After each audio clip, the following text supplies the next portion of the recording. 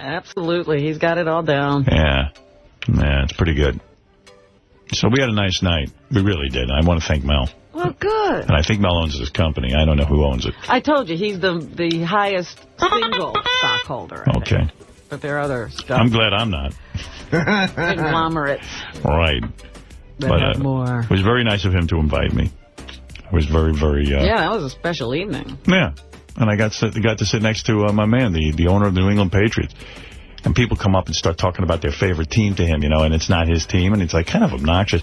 And I said, he goes, what about you? I go, listen, I don't give a rat's ass about your football. I said, what's your team again? New England Patriots? He said, okay, that's my team for tonight. I'm with you. That's my team. We get the same thing. How many times have you had people meet you at a party and go, well, I'm an Imus listener? Yeah. It's the same kind of deal. Yeah, same kind of bullshit. So I go, well, you know what? I feel bad for you. Yeah. I'm like, oh, you're the one. Yeah. I said, let's step outside. Imus. Thanks for letting me know. I got to admit, I haven't heard a lot of those lately. Not lately, no. No. Not too many Imus listeners out there. Not too many any kind of listeners. No. We have our listeners, thank God. Yeah. So anyway, that was my night last night. That's what I did. How'd the CD signing go? Yeah, Artie was up in Nyack. It went good. It was, I was there for like 2.5 hours signing DVDs. DVDs and CDs. Jack and Coke, the new DVD from Artie. I still am staring at that picture. Yeah, I know. I have it, by the way. I'm studying it like the Torah. I went to put it in my DVD player yesterday to watch it. I didn't watch it. I watched it on my computer. Right. But that, of course, bombed out. It froze. And it wasn't Artie's DVD. It was. I put in 2 other DVDs. I was watching Bon Jovi on that... the Showtime thing? What's that show called with that guy with the weird beard? James Lipton, the actor James studio. Lipton, actor studio. That James Lipton, I want to figure out how he shaves that mustache. He's got, the mustache is in the middle of his... some mustache this guy's got. In the middle of the top of his lip. Yeah, he shaves the bottom and the top of the mustache, and it's just a middle piece. Yeah. And it looks like a lot of work goes into that mustache.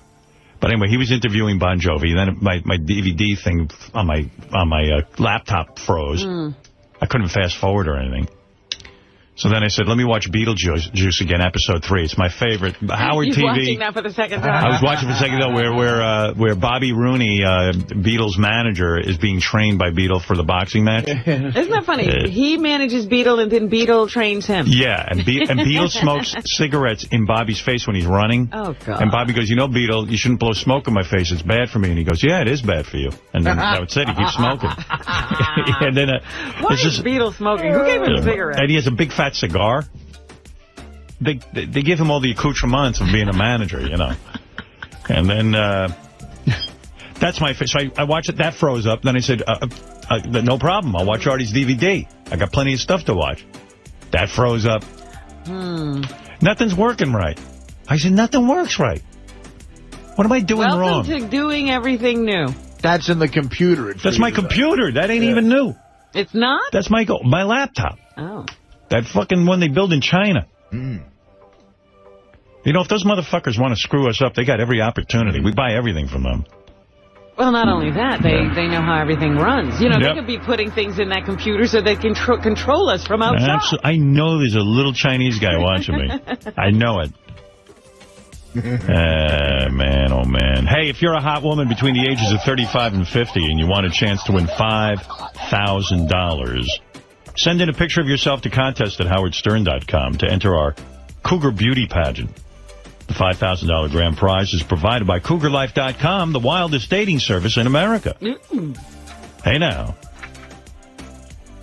Oh, I never got to tell you the name of the great restaurant. It's The Rock. Ah, The Rock. Oh, good. There's a hot chick here. Miss Howard TV.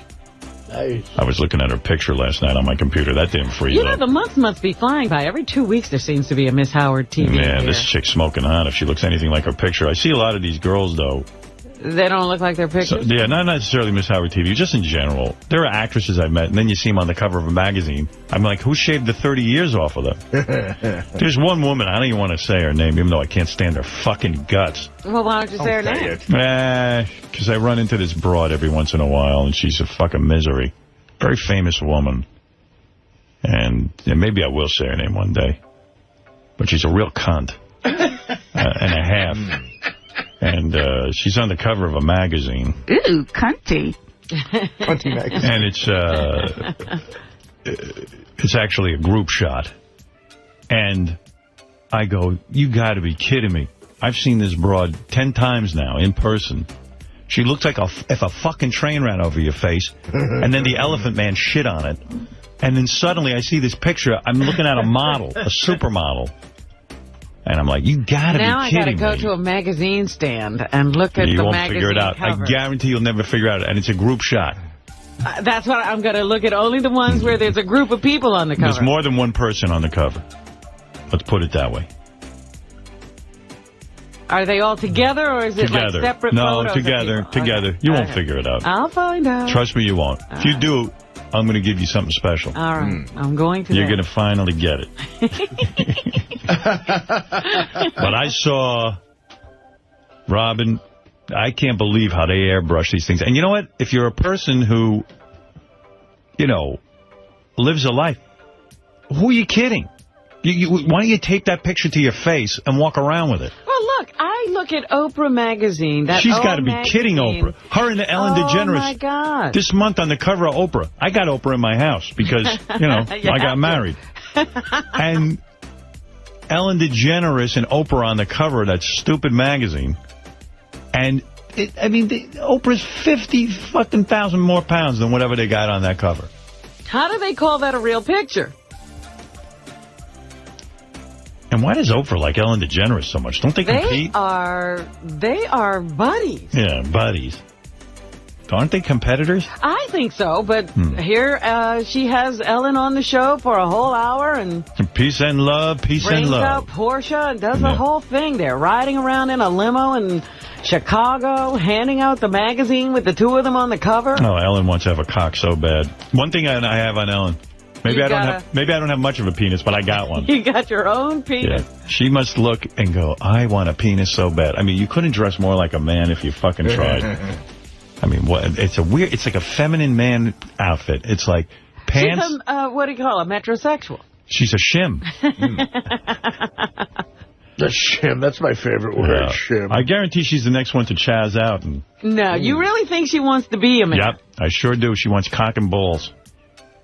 I bet you she tugs on that clit every night trying to stretch it out into a penis. Hangs a weight on it. Yeah, I was going to say, does she... I heard she went to Africa where they hang weights on your clit and give you a big fucking cock. You start with those fishing weights that you put on the line. She's got the clit the size of my penis. I want to be the foreman of a construction company. And now she's moving up the kettlebells. She's hanging a kettlebell off that thing. Guaranteed. Peace and love. Peace and love. I want to become a blacksmith. Peace and love. Peace and love. Peace and love. I'm not signing anything for you. Peace and love. Peace and love. I'm not signing anything for you fuckers anymore. Fuck off. That doesn't sound very peaceful or loving. No. Peace and love. Yeah, peace like and love. The angriest peace and love you'll ever be delivered. Robin, it couldn't be any angrier. All right, I got to take a break. We'll say hi to Miss Howard TV. You'll get a follow-up on Medicated Pete's date. Yeah, I'm dying to know what happened. I saw them headed off. And people... What do you mean? It's a fucking disaster. Are you kidding? This guy, I was so hoping. I can't wait to talk to this Medicated Pete. It's so simple. I'm going to teach him how he can kind of get women. Did he do everything wrong? Yeah. I'm glad that he went on this date because I think I could give him some help now. Yeah. Now that I heard the date. You had to see him in action. Yeah. I got to teach him how to do it. Because he blew an opportunity here. And by the way, I'm no ladies' man, and I'm not good at picking up broads, but I have advice for him. I really, really do. We're going to take a break, and then when we come back, I will let you meet Miss Howard TV, and then Medicated Pete. I'll play that. And there's some other things going on, but who cares? Yucko the Clown's coming in? Yeah, I heard Yucko's here today. I didn't know that. Why are we doing that? Really? What's up with that? What's he got on? Is he promoting something? Well, maybe he's promoting something. Did he come from far? Did he just drop by, or was he scheduled? I didn't schedule that. Did he schedule himself? I don't want to get into it. He leaned on you? I was looking at the calendar last night, and as I was typing it up, I go, how did he get on? Yucko. No, it's because You're the producer. Yeah. I mean, what's going on? I think what happens is he tries so hard that he wears you down. Yeah. And then it's one of those days where your eyes are closing in the meeting, and you go, just have him on. Do we still feel bad about his marriage? I mean, even that's over, right? He's got to have gotten over that already. Well, he shouldn't feel bad about it. We warned him. All right. What is it, Will? Just, you had booked Yucko because he had these funny stories. And then I did a pre-interview with him yesterday, and he said, oh, yeah, I was kind of making up half those stories. Oh, no. I said, well, sometimes Yucko will say, I want to come in, and I'll go, well, does Yucko have anything to talk about? And Will goes, actually, he does. I mean, he tells me all this great stuff. And I go, okay, you know what? Yucko's a friend. Let's have him in. Then he shows up, and he doesn't tell the stories. Yeah, because they're lies. I don't know what happens. I think he must be lying. He's making it up, and then he doesn't want to tell the lies on the air because then people would hear them. And then he comes in, and we got nothing to talk to him about. It's a weird thing with some guests because, like, Yucko's a guy that we like having on. We think he's funny. But if you're going to have him on repeatedly, there's got to be new interesting stuff. And then he sits here and gets belligerent. And he gets upset that he can't get booked on the show. You know what I'm going to do with Yucko today? I'm going to say, Yucko, here, you got 5 minutes. Go on mic and do whatever you want. and I don't even need to be a part of it. I'll go to the bathroom. Yeah, I'll go to the bathroom. Yeah, here's your 5 fucking minutes. Can we all leave? We'll all leave. Because you lie to Will. You tell Will all these cool stories. He tells me in the meeting. I get excited. They sound good. He's like, yeah, I killed my mother-in-law. I farted on in front of a police officer. I blah, blah, blah. Oh, wow, okay, cool. See, there was a period of time where the stories were really interesting, and they got him on a show. Like, his wife left him, his parents' house burnt down, and stuff like that. But they can't happen every week. From now on, if Yucko wants to come in, he can come in as much as he wants. But Sal and Richard have to apply his clown makeup with their cocks. I think that's happened on the road. It just hit me. You don't think he lit that house on fire himself? So he'd have a story? That's a horrible accusation. Sorry. Look, the Yucko I loved was the Yucko who was running around trying to catch the D.C. sniper. Right, that's funny. Then he got scared. Yeah, that was the best. He called in from D.C. Come on, shoot me. And then he got scared and he left. He had a big target. Yeah. Right. But all right, I'm happy to see Yucko. Fine. I'll just tell Yucko, look, I'm going to be straight with him. You can't lie to Will to get yourself on here and then come in here and not have those stories. So just talk for 5 minutes. Do what you want. And I'll shut up. I'll go out. I'll go wherever Artie goes, a vending machine or whatever he goes. You can follow Pete. Right. I'll follow Pete around. Oh, yeah, that's a good idea. All right, we're going to take a break. We'll be... It's a great imitation of Bigfoot. Sal and Richard, I got to give them credit, too, because, Bigfoot was here, and they just drag him back there and have him start singing. Uh-huh. That's using their noggin. Yeah. That's like a hunter who even uses the urine to attract other deer. But how it came out so perfectly, I don't know. Yeah. The guy said that it was really difficult, Howard, because he smelled really bad. Yeah, those guys, worse than Richard? And if Richard can smell somebody. That was Richard telling me that. Richard said Bigfoot smelled bad? Yeah, that must have been some room. Wow. Hey, by the way, I went in to see Richard this morning before the show, and I go, hey, I haven't showered in 2 weeks. I was just kidding around. Mm-hmm. He goes, no, I showered last night. So I came into Kerry. I go, what's with Richard showering last night? Is he getting ready for the party? He goes, no, Richard, we think got engaged. What? Yeah. So he took a shower? He took a shower. He better keep that broad. He ain't going to find another one like her. I think he took a shower to propose. Get in here, Richard. Yeah. My girlfriend knew something was up. It ruined the surprise. Yeah, you smelled good. You smell good. Did you propose?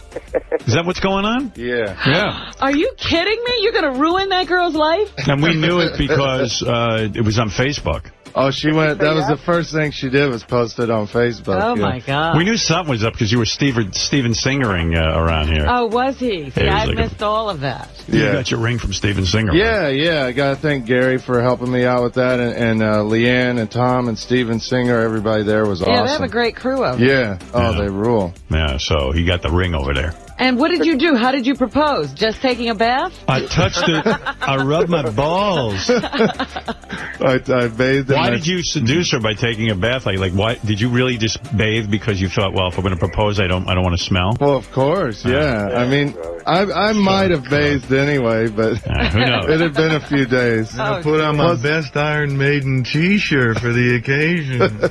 No, I wore a button-up shirt. Where were you? Was this just in the apartment? No, we went to our favorite restaurant in Long Island City. This McDonald's. No. Oh, it's a place you can go and drink forever for almost nothing. Oh, we had a few drinks, but it was a place called She. It was awesome. Oh, it's great. It's great, yeah. Actually, some podiatrist association heard me talking about it, and supposedly they want me to do a public service announcement about gout for the holidays. Like to warn people. Is it a big deal on the holidays? A lot of people come down with gout? Yeah, it is. He's working that whole gout angle. He's the face of gout. Who knew gout would be his... gout. This is Richard Christie from the Howard Stern Show. I'm gout. I'm the voice of gout. So where'd you go? What's your favorite restaurant? It's called She in Long Island City. It's an Asian place. You would love it. You live in Manhattan and you go to Long Island City for a restaurant. No, we live in Long Island City. Oh, you do? Yeah. I didn't know. We've lived there for like a year and a half. I know. Right? Yeah, I know so little about you. Yeah. And by the way, I just got a new cable provider, and there's like 15 public access channels on it, so I'm really excited. I get a Queens. Whole new crop. Yeah, we get Queens, Brooklyn, and Manhattan public access. You're going to be calling in? Yeah, I can't wait. I've got coverage. This is Ethel. This is Ethel Mert. I mean, enormous tits. We did a call. I don't know if you saw it. It wasn't really good enough audio for the air, but we called a Santa Claus that was on public access. Where is that? I sent you a video. It's more of a funny visual. Oh, I didn't have time this morning to open that around. Okay, it's on Lotus Notes. It's pretty funny.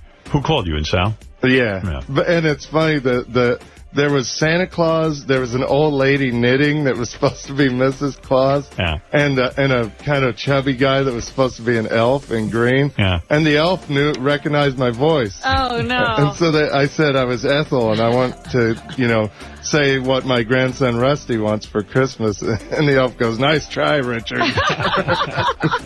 I'll get you the audio. So what's with the proposal? So you went to Long Island City. You went to the restaurant. Did you do something dumb like Gary, like have the waiter come over with a tray and then the ring is on the tray? No, it was nothing fancy. I didn't get on my knee. I just, told her to close her eyes. I had a little surprise for her. I took a shower. Well, what was... Close your eyes. You can smell me. It's not so bad. Smell my armpit. Was this some significant day, or was this just... it was our 4th anniversary of when we met. Yeah, we actually met on the last day at K-Rock. Oh, I see. Is that right? I didn't Did you steal her from one of the guys who works for me up in my office? No. Oh, Yes. No. That's what I heard. She was like going out with somebody when we met, but then we went on a date a few weeks later, and it was done. There was like a day difference, Howard. Right. Hey, Richard, congratulations. I'm happy for you, buddy. Thank you. Thank you, man. What'd you say to her? Did you say, I imagine something like this. I want to share my smell with you for the rest of my life. Something like that? Really, how'd you word it? Well, Did you tell your parents? Yeah, I called them. They were excited. Have they met her? She's been to that... Oh, yeah. That House of Horrors? I don't know what to call it. We're going back there for Christmas. She loves it there. Hey, Richard, this is your dad. I understand you got engaged. I hope it's not one of those New York girls. We heard about them. Well, she's a Philly girl. Yeah. Well, Richard's fiance is a former intern, so... Yes. Yeah. I guess the internship paid off. She met the man of her dreams. Maybe her parents are rethinking that whole college thing. Yeah. Well, she was an intern before. I met her after she was an intern. Yeah. Well, congratulations. I'm really happy. Thank you. I can't wait to party with you. We still haven't heard how he popped the question. Because he can't seem to be telling us. Well, no, I don't want to interrupt you guys. You guys. All right. Well, what is it? I just told her to close her eyes, put the box in front of her. She thought it was earrings, and she was like, "Oh, no," she thought it was an anniversary present. And she opened it and just freaked out. She was like, wow, are you Start kidding me? kissing you and everything? Yeah, we were excited. Yeah, they brought over a bottle of champagne. Oh, great. We did a tequila shot. And Oh, God. That was fun. So she won't remember this. No, she didn't drink the tequila. She don't like it. I had tequila. Dude, don't you care about this gout thing? I mean, I'd be paranoid drinking that much. I didn't drink a ton last You had a shot of tequila, and then what else? Richard, a small amount of drinking for you is a ton for most people. Well, you had a shot of tequila. Tell us what else you had. Probably 3 glasses of champagne. Wow. But I ate fish, something healthy, you know. Yeah. Although they'd say fish causes gout, too. So. Does it? Yeah. Oh, you're right. I'm not sure, but I think it could. Only 3 glasses of champagne? And a couple of mimosas. Yeah, see. Yeah. And a couple of mimosas. It's going, like, he mentions that like it's not alcohol. And a couple shots of Jack Daniels. And maybe some whiskey sour. Champagnes, a couple of mimosas. You had a tequila, 3 glasses of champagne, and then how many mimosas? 2 manmosas. What's a They're the mimosa? big ones. It's in a beer glass, yeah. Yeah. Wow. It was a special occasion. Richard, you got to get that shit under control here. You're going to get married, man. No, I didn't drink when I was on my gout medication. I didn't drink for almost 2 weeks, and I was fine. I didn't even crave it. Can I tell you something? So 2 weeks you took the medication. That got it under control. Uh-huh. You don't think it's going to come back? You know how much alcohol is that? 2 mimosas, 3 champagnes, and a tequila shot. That's a major amount of alcohol for a guy with gout. And he says, I didn't drink that much. Yeah, your body's screaming, man. You don't what they consider a lot of drinking? More than 2 drinks? An evening. An evening? I know. You know what I'm They're saying? under it. I mean, whenever they say if you have more than 2 drinks a night, you're an alkie. But right. 2 drinks isn't very much.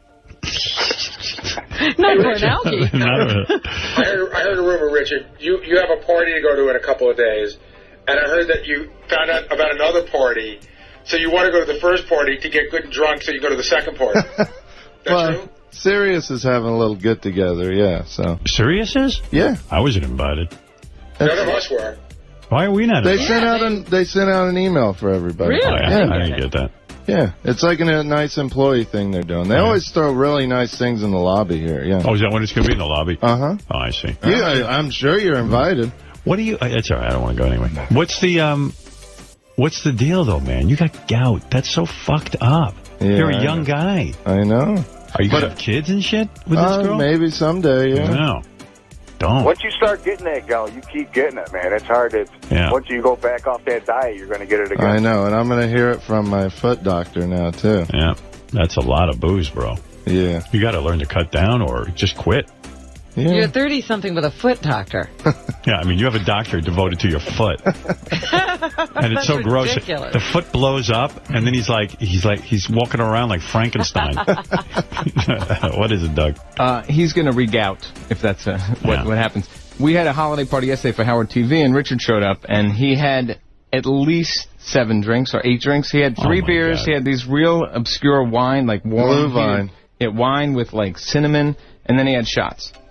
And at my party, you're going to drink your ass off. They got great alcohol at this party. I got to admit, I will drink my ass off. Yeah, I know. Yeah. I mean, you can't resist. But you are, too. Is your wife going to, your future wife going to take your last name? Is she going to become Christy? Yeah. Oh, that's funny. She's going to be Christy. Well, it's actually... C. Christy. What? Christy C. Christy. Her middle name is Chris. Christy? Yeah. You know what her confirmation name is? What? Chris. What's going on here? Is she going to be Christy? Her actual name is Kristen, but she loves when you call her Christy. Wow. So when's the wedding? I can't wait for that one. We haven't planned that far. Oh, so you don't know when you're going to actually tie the knot? No, we're taking it one step at a time. Are you taking it back to Kentucky or where are you from? Kansas. Yeah, are you going to fly there for the wedding? Are your parents happy, or does your father not trust her because she's from New York? No, they love her. They love her. We go back every Christmas. Remember your dad freaked out when you went to a dentist. I heard about these dentists. What did he say with your dad? He said, I don't know. He said, I heard they had a wisdom teeth pulled, and you better look into that. Yeah. Your sister knew somebody who went to a dentist. That was it. That was Didn't turn out good. Yeah, we know your sister went to some dentist. No, it was she knew somebody. Oh, shit. Your sister knows someone who went to a dentist and it didn't turn out so good. So that's all they're saying now. Speak to you later. Watch out. Take care, bub. Yeah, take care, bub. I got it. There's a new voicemail if you want to hear it. Yeah, what is it? It's We haven't heard him he in a found a while. possum. Oh, yeah, where is that? I love when your dad calls you. I think it's on... It's Gary, page 1, first column on the bottom of green. Thank you. Oh, Rich, this is your dad. I was just going to tell you, having some more possum trouble. I went out to feed the dogs the other morning and had one in the dog food, but I saw him before I stuck my hand in there this time. Didn't get bit. Then we got in a little bit late last night, went out in the dark, get the eggs, and shine a light up there, and they was possum eating the eggs. So we got plenty of possums around here, it seems like. So we'll talk to you later, bub. Take care. Bye. Cracking himself up. Possum eating an egg. So they're stealing his eggs. I mean, that's how he lives. I mean, that's how he eats. That's upsetting. We got to get rid of them. Yeah. I don't like possums. They're nasty. They're like rats with teeth. Yeah, you can't, be friendly with a possum. No. Raccoons, at least, Did your dad shoot them? What is he going to do about that? Does he poison them or shoot them? I think, he usually shoots them, probably. Well, he'll eat them, right? No. Possum are nasty. He won't eat a possum. You can't eat them? I bet he eats it. You used to be able to sell the furs for $1 a piece, but I don't even think they're worth that anymore. Richard, this is your dad. I'm sending you a possum cake your mom made with some raccoon sloppy Joe.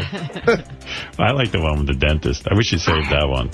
Oh, we have it. Maybe JD or Sal can find it. Hey, Sal, JD, find the one with the dentist. And then I got to take a break. It's been an hour and 23. It's funny because I think Richard is probably going to be very excited because Domino's is changing their recipe for their pizza crust. Yeah, I was never a big fan of Domino's, but I'll try that. Yeah, they could have put more garlic and butter in there for you. I'm sure Wendy will be eating a lot of it, too. You like Pizza Hut, though, right? Papa John's. Papa John's and delivery. Pizza Hut. Yeah. Hey, Howard? Yeah. While you're waiting for that one, I still have the Benji clip you haven't played. I thought I played it. No, remember the second? Oh, the one that proved what he said? Okay, where is that? That's Gary, page 2, third column, top in orange. What is that? Page 2 what? Top in orange. Third column, top in orange. Oh. Are you now rethinking who you're going to bring to the holiday party after that little conversation with Howard and Beth? Yeah, I mean, it's really... I don't know. I mean, first of all, I want to put a blanket statement out. No one invite me anywhere without a +1 anymore. Whether it's a wedding, bat mitzvah, you have a bat mitzvah. See, Howard? Yep. Did you invite him with a +1? No. If you're going to invite people with significant others to invite me to bring a date. How about just not inviting you in a sentence? That's fine, too. You could say, if I'm not invited with a date, I'm not going to go. But to tell people not to do that is sort of rude. Why can't you go anywhere on your own, dude? Like you're not in a relationship with anyone. This isn't hookup night. Yeah, I mean, like, it's, it's just people hanging. What's with that? You gotta have a date. From now on, he's such a hot item. Howard, don't invite this me isn't a guy without who... a +1. Howard, I'm not All of a sudden, he became Hugh Hefner. Howard, I'm saying, like, when people all have dates to a function, when he wants to have someone there with him. Like, listen. Well, listen, I'm telling you, bring your fucking girlfriend. Why do you have to have alcohol at a function? I said, come with your date. If I said I'm having a party, no. Thank you. Don't let him spin out of it, Howard. Play the tape. Listen to what he says. I don't know. I don't think it's that different. And when you're having an event like that, you got to draw a line somewhere. I understand. You know what? I talked to my mom about it because, like, during the whole wedding season, she was like, that's a real big question at weddings. She said a lot of people don't because they only want people that they know at the wedding. The only reason they do, it's very expensive. Yes, he doesn't understand there's an expense involved. Right. They're not looking for... And what has he ever invited anybody to? Nothing. He's not throwing a thing. I bet you invites he's got rules for everybody who invites him. Great by his fucking presence. All right, anyway, so what is this? Oh, here's your dad with the wisdom teeth. Howard, you didn't play what he said. All right, well, I'll keep going. Wait. How much you want to hear it is? That's part of it, too. There's a couple. You want people. Very expensive. You want people that you know at the wedding, and you say to yourself, "I can't believe I'm shelling out, $350 for like some skank that somebody found on the street a week ago." But that's what sort of. No one I'm dating is a skank, but I understand what you're saying. But we're all adults, and right now I'm single, but I'm dating, and then I think if you get invited to a party, you want to bring somebody. Once you're invited with the +1. You shouldn't, berate the person. But there it is. You shouldn't berate him for his right. +1. So I thought about it, and I think you should bring your date. And that's it. That's all I'm saying. Was your point proved? What? I don't know what tape this guy's screaming about. Because he said that the tape said that he'd rather not go. If it wouldn't cause any problems, any waves, he just wouldn't go. All right. Listen, Bill, thank you. Enough with Ben. I love you, too. I mean, come on. It's enough already. Here's Richard's dad. Listen to that. And then I got to really take a break. It's an hour and a half we talked. All right. Let's see. Wisdom teeth. Gary Page 1. I have a New Year's resolution. Can we, eliminate some of these pages? There's a bunch of them there. You can eliminate it, but it's still going to be 2 or 3 Gary pages because you can't get everything on one page. Your pages aren't the problem. It's just all the other ones clog up from me getting to yours. I'll clean them up. All right.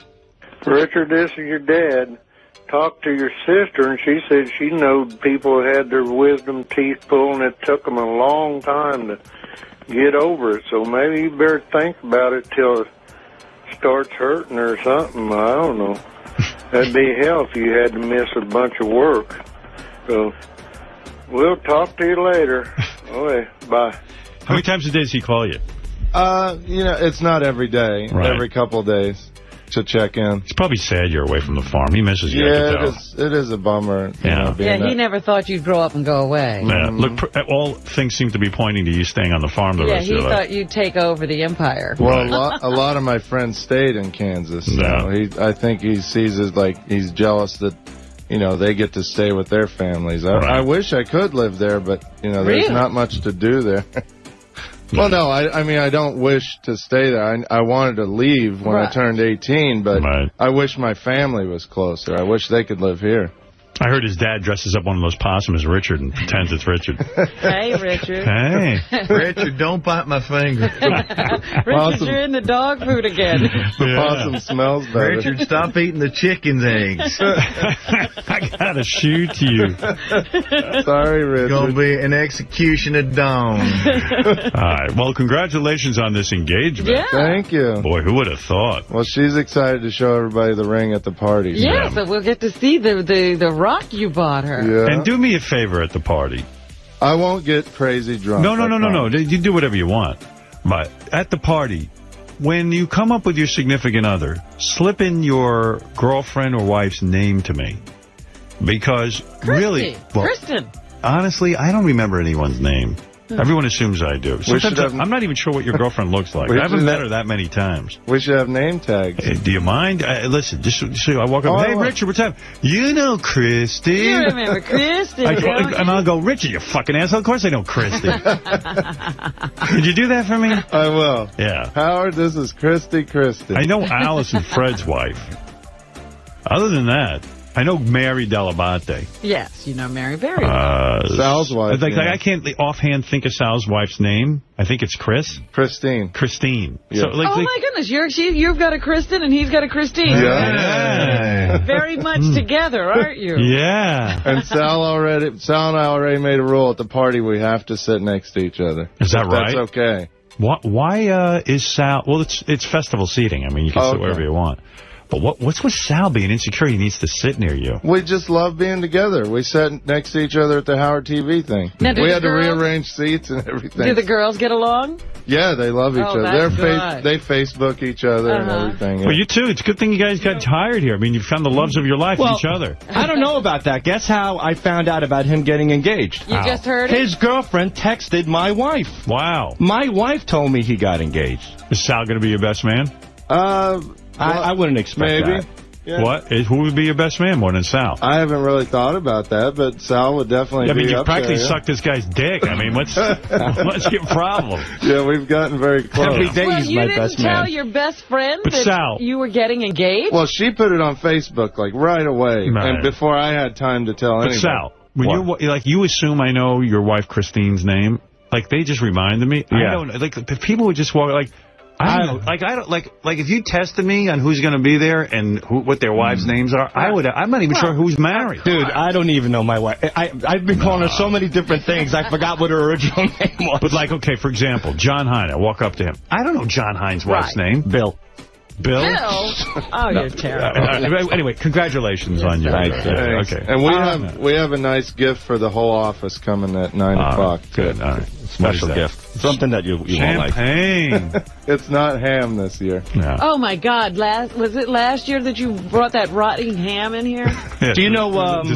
Richard, one year for Christmas, brings in a ham. He goes, we get this in Right, Kansas. he had it flown in. Or It's his favorite. And it gets shipped his favorite. It's his favorite. Yeah, it's his favorite. This is my favorite. I go, but it's not my favorite. I fucking hate ham. It was a ham in a box, and it came, and it was dripping, like water was dripping out of the bottom of the box. And, you know, ham... It was disgusting. You know, pig is like something that, you know, trichinosis can occur. You know, it wasn't even cooked. It was like half cooked. Well, it's a cooked ham. Cooked, but they freeze it. Right. Yeah, and Richard couldn't, like, there was no way to heat it up. What was the big thing with that ham? It was frozen in the middle? Yeah, I don't know. There's some weird thing where it's cut in such a way that you can, like, pull strips. It goes, like, in a circle. Right, yeah. So it's down like to... peeling an apple or something. I've got a dead pig for you in a box. Like, you know, but people... And it looked a weird color. That was the other thing. It was orange. Yeah. But yeah, it was orange ham. Yeah, because Howard, it was the pig flesh was melting at this. You know, the ice was melting on the pig flesh, so this orange syrupy goop was coming off the ham, and you just see Richard go, "This is delicious." Oh, you gotta rub the ham in that goop. It's the so center good. was like an ice cube. The outside was an orange goopy syrup. And Richard wants to show everyone how great it is. So he's eating too much of it. And In the meantime, the goop is what goes to the bottom of his foot and gives him the gout. Like, for example, I know Tim's wife's name is Pam. Yeah. Okay, you were at Jason's wedding, right? I have no idea what his wife's I name is. knew Let me that. take a guess. Gilda. No, in fact, they both share the same initial. Jennifer. Jenny. Closer. Jill. Janice. I wouldn't know that. What about Will? I was at the fucking guy's wedding. What about Will? I don't even know what his wife looks like. Wilhelmina. Cute. Have I ever met her? Yeah. Yeah. She was at your wedding. Will's wife? Will's wife was at my wedding? Yeah. She Of is? course she was. What's her name? Tracy. Okay, so you walk up to me, you go like this.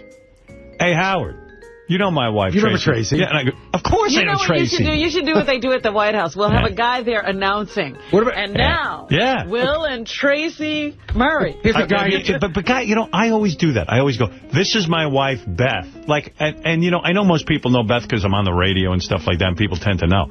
But I always do that. People are such assholes. It's almost like they're defying you. Testing you. I mean, there How are well guys do you know me? There are guys. I just learned Evan the engineer's name a year ago. I mean, and I love Evan. The guy bails me out every day. It's just I don't even know some of the people who are going to be there's names. I know that. But, okay, there's a guy that stands at this podium every day, John Hine. Right. I don't know his wife's name. Why would we know John's wife's name? I've never even met John's wife. Starts with a D. She was at the wedding. Close. Deirdre? No, close. Deander. Deirdre. No. It's Debbie. Debbie, I don't know. How's Deirdre close to Deborah? Deborah. Daphne. Deirdre. Daffodil. Howard, don't you hate when you see somebody and you don't know their name and they know you so well? And that's the time when I use my wife. Like you say, you introduce somebody else. I know Doug Goodstein is Marlo. Yeah. Marlo. I don't know Brian Phelan's wife's name. I got because I know Scott DePace has a Pam. Well, you know Scott, the engineer's wife. Robin. Yes. Right. And sometimes I can space out and forget. Like Jeff Schick's wife's name is Robin. Yeah. But I can forget someone's name. I will tell you that I was in a weird situation. What Sal's talking about a year and a half ago. I was a big executive. I was somewhere, ran into his wife, and I didn't remember who they were, and they called me out on it. Big time. Yeah. And it's like, you meet a lot of people. Who says and remembers wives? So, and sometimes when you meet somebody at a certain place, and then we were completely out of context. Back into this, and we never see them again. I once called Mel Karmazin Les Moonves on that was the great. elevator. In the elevator. You did? I'm such an ass. I go, Mr. Moonves, well, good to see you. That's pretty stupid. Yeah, that was just that's a guy who you really want to suck up to. Right. You need to study his face and remember who he is. Yeah. I've studied it after that. Nick, you're on the air. Thanks, Howard. Hey, Richard, is your wife knocked up? Is she pregnant? No. No, it's not a shotgun wedding? No, You'd expect that. Your wife must be pregnant. Yeah, Frank. Yeah, why are you even letting Richard go to this party? I mean, it's bad for his health. Didn't you guys learn anything from Artie? Listen, Richard's a big boy. He's going to drink regardless of whether he's at my party. Yeah, my if he didn't come to our party, he'd be somewhere else drinking. Yeah, it's not like it's your party. Yeah, well, our party. This is for all of us. At least you can keep an eye on me at your party. Right. Yeah, but you guys wouldn't be doing it to him. I mean, look at this guy. This is a serious thing out. Yeah, I know, but listen, I'm not going to sit there and regulate him. What does Kristen think? Richard can't last very long. He's drinking himself to death. Well, she just wants to inherit his empire. She's got to inherit everything. Honey, when I die, you get the silo. Who gets the rights to your record, your album that you just produced? I guess she will. I leave my charred walls of the damned masters to Christy C. Christie. You're my Yoko. Well, you're worried about Benji bringing somebody because what she's like, but, I mean, this lunatic's marrying Richard. But Kristen is really a great girl. I hung out with her before. She's a nice girl. She's engaged to Richard, for crying out loud. Yeah, but she's marrying Richard. I'm going to try to save her, actually. In other words, she's no different than who Benji's bringing, you're saying. All right, well, there you go. I can't wait till she marries him, and when Halloween comes and he wants to go to a haunted house, she says, go fuck yourself. I'll show you the real Kristen. I can't wait. All right.